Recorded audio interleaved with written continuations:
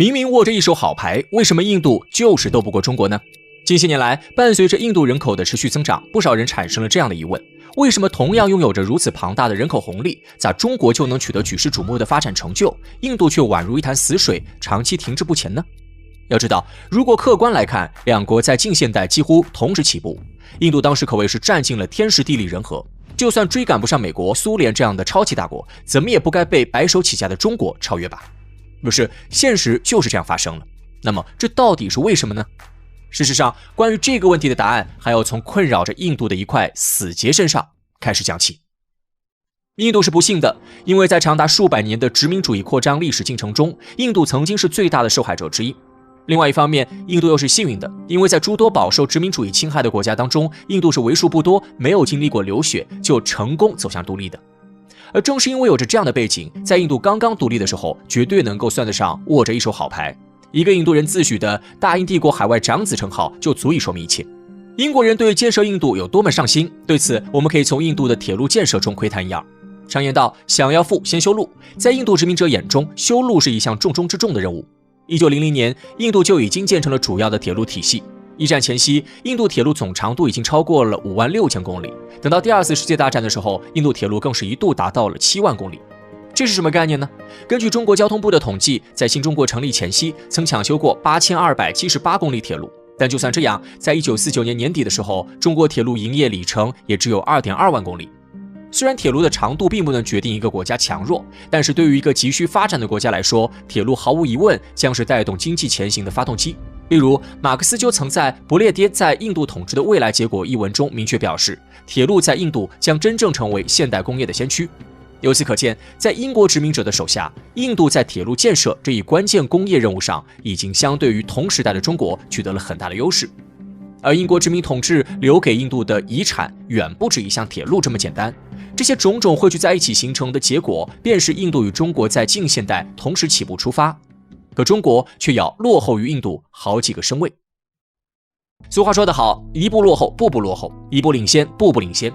既然印度在起步阶段占尽了先机，那么在半个多世纪后的今天，印度又是否还保持着对中国的领先呢？答案显而易见，面对印度，中国早已弯道超车。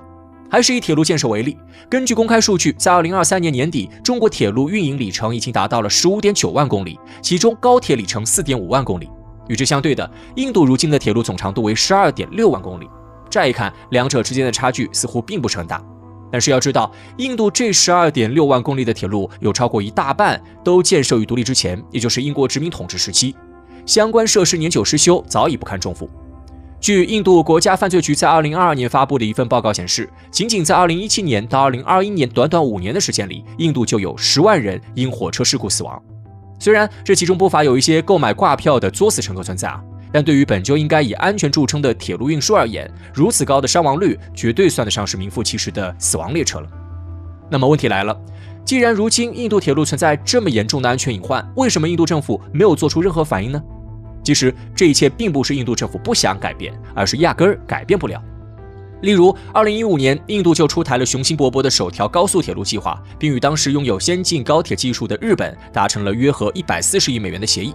但是直到2021年11月，也就是计划出台的7年之后，这一项目才正式开工。等到2022年6月，有日本媒体跟踪报道的时候，更是惊讶地发现，整个项目居然才推进了不到10公里。进展如此缓慢，是因为日本偷懒故意磨洋工吗？答案也是否定的。尽管日本的风评不佳，但不可否认的是，至少在对外承包铁路建设这件事情上，在中国制造走向海外之前，日本是得到过许多国家首肯的，因此绝对不会在印度身上翻车。所以问题只可能出现在印度身上，而事实也的确如此。工程之所以如此缓慢，原因就是很简单的2点：一来没地，二来没钱。以印度马哈拉施特拉邦为例，据印度媒体爆料，在2021年9月即铁路建设正式动工之前，印度政府在该邦的计划征地仅只完成了30%。为什么？说白了，就是这些土地并不归印度政府所有，而是掌握在少数的地主手中。他们待价而沽，只要没有得到满意的价格，印度政府根本不可能从他们那里拿走1分1毫的土地。于是最终便形成了我们看到的这个局面。当然，你可以说，造成这一切的根本原因还是印度政府没钱。如果价格真的够高，难道还会这样举步维艰吗？的确，道理是这个道理，但问题的关键在于，难道那些不讲道理的漫天要价，政府也得全盘接受吗？很显然，放在任何一个国家，这都是不可能的。可唯独印度是一个例外，如果地主们漫天要价，政府还真的只能接受。因为与印度政府相比，这些地主不仅更加有钱，而且在某些方面来说还更加有权。常言道，窥一夜而知深秋，一个征地这样的小事就让印度政府如此为难，那么其他地方的困难显然就要更多了。而这便是扯住印度发展停滞不前的症结所在。没错，在英国殖民者的帮扶下，印度在独立之初拿到了一手好牌。由于没有经历过任何武力冲突，印度在二战结束之后成为了亚洲少有的未受战争影响的工业国家，几乎可以称之为亚洲之光。但是也正因为没有流过血，使得印度虽然实现了独立，但却并没有与旧传统实现深刻的切割。所以，虽然如今的印度表面上已经成为了一个现代化的国家，可实际上却与半个多世纪之前的印度没有丝毫差别。在英国殖民时期，印度人被英国殖民者与印度本土的权贵阶级一起统治。后来，印度走向独立，英国殖民者离开了，但是那些印度的权贵阶级却并未被消灭，反而因为没有英国殖民者的牵制，政商两界直接明目张胆地勾连在了一起，最终形成了一张无形大网，将所有的印度普通人民牢牢困住。对于权贵们来说，他们并不在乎印度普通人民生活得如何，甚至也不关心国家的未来会朝着什么方向发展。他们所紧盯着的，永远只有自己眼前的利益。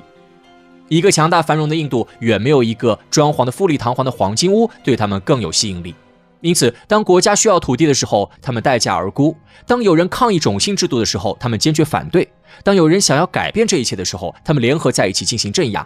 也无怪乎新加坡前总理李光耀生前会肯定地说道：印度很难成为大国，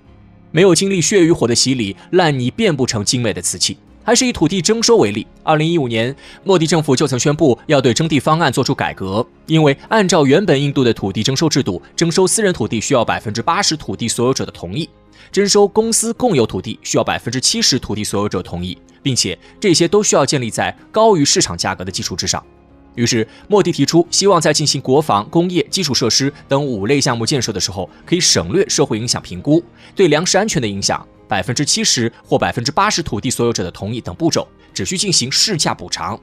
然而，最终该方案遭到了地主们的激烈反对，莫迪政府只能宣布该方案由地方政府自行决定实行与否。但是，自行决定的结果，我们可以看到，一条规划了数年的铁路，直到第7个年头才修建了10公里。这样一个国家，试问怎么能够有向前进的动力？现在的印度，与其整天白日做梦，幻想着在国际上成为有声有色的大国，倒不如回过头来将自家的事情梳理清楚，整理衣衫再出发。或许只有这样，印度才能距离大国梦更进一步。